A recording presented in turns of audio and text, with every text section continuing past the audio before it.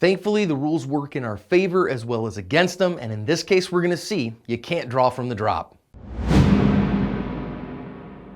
Hi everyone, this is John with today's active self-protection lesson out of Mexico. Here we're going to see a Mexican officer who is going to have to respond to somebody robbing a store.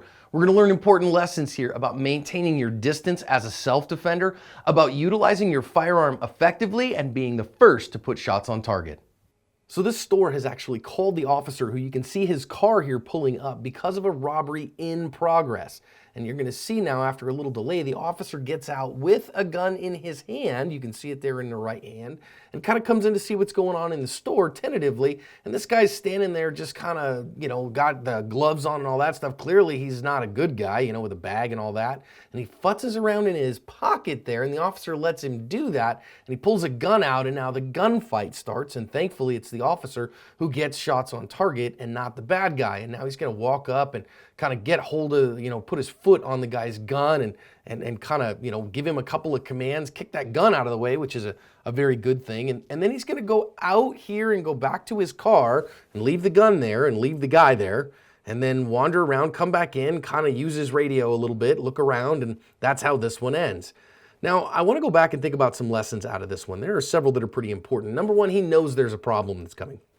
This officer has been called to a robbery in progress. And if you know that there's a potential deadly threat around, having your gun in hand makes a lot of sense.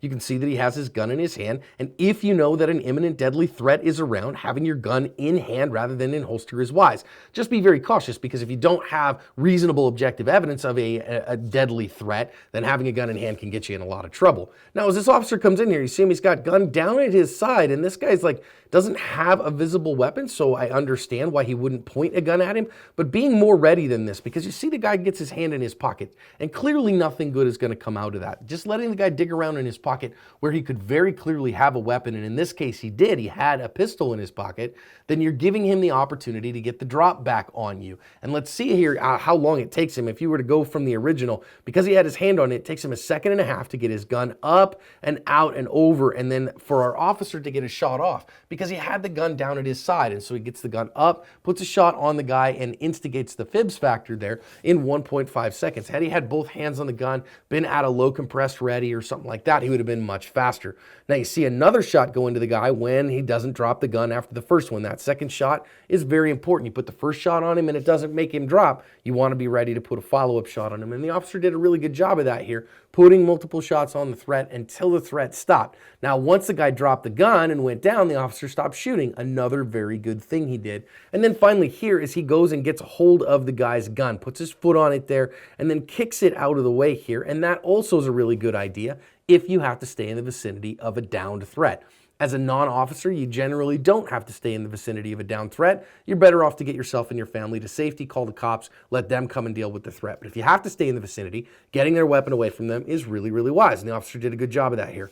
Now, the rest of this stuff, I got to be honest with you, I have no idea why he would do any of this. Why you would leave the vicinity of a potential threat here, why you wouldn't have searched him, put him in handcuffs, why you'd leave that gun there on the floor is all beyond me and is terrible. Now, I don't generally, comment on police procedures, and I don't know what the police procedures in Mexico are, but that was very dangerous and could have gotten him very badly hurt. Thankfully, it didn't. The little bit of news that I have says that they took this perp to the hospital where he will make recovery for his injuries and he'll be charged. So a few things to learn about not doing these things the bad way, but he did enough things right here to cover his asp.